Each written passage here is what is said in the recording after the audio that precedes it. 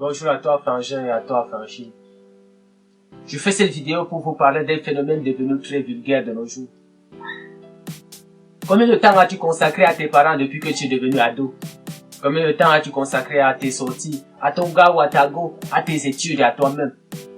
Après un certain calcul, je suis sûr que tu vas me dire que tes parents ne sont qu'une option pour toi parce qu'ils sont derniers au classement.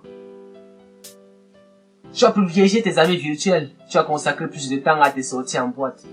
Serait toi, tu as même plus de temps pour t'occuper de toi-même parce que tu as tellement de gars. Et pour ça, il te faut planifier pour qu'aucun programme ne se coïncide. Et toi, bro, les panthères, les rencarts et les charters te prennent tellement de temps que tes économies ont fait faillite.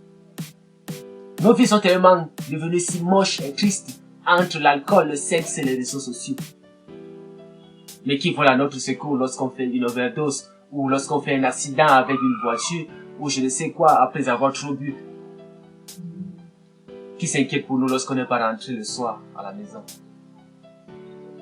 Qui a notre cheveu lorsqu'on est sur un lit d'hôpital? Je suis sûr que plus de 90% d'entre vous me diront mon papa, ma maman. Bref, ce sont nos parents qui volent à notre secours. Oui, lorsqu'on rentre à 2 ou à 4 heures et qu'à notre réveil à midi, on voit nos parents avec le sourire aux lèvres, c'est parce qu'ils sont contents que Dieu ait exaucé leur prière, celle de nous protéger dans nos désordres. Oui, parce que pour un parent, c'est mieux d'avoir son enfant qui lui marche sur le pied qu'un enfant qui ne vit que dans ses souvenirs sous terre. Là, je peux vous l'assurer. Je ne dis pas ça parce que moi, je suis un saint. Non, loin de là. Moi-même, à une certaine époque, j'ai été tellement désobéissant à mon papa qu'il était sur le point de m'expulser de sa maison.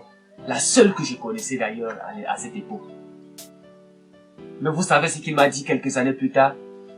Il m'a dit, fiston, la famille, on ne la choisit pas. Que je t'expulse ou pas de la maison, tu resteras mon fils, mon enfant.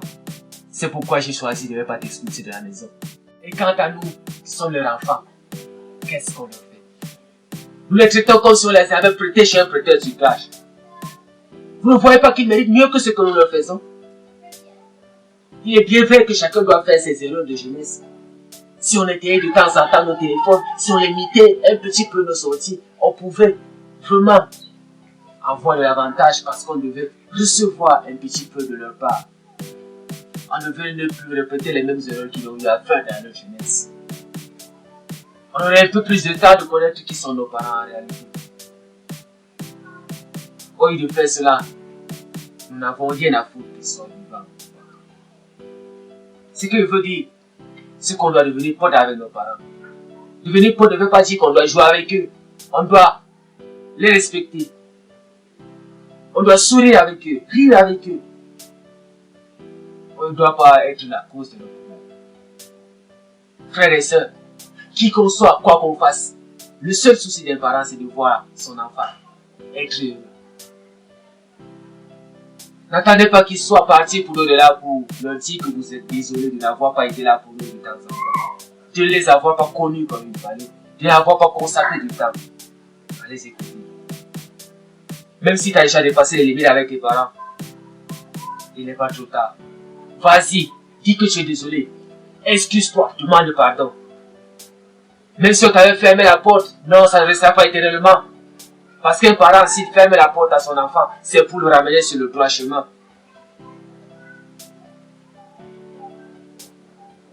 Ce que je veux dire, en un seul mot, il faut que nous soyons un cadeau pour eux comme ils le sont pour nous. Ne soyons pas un fardeau pour nous.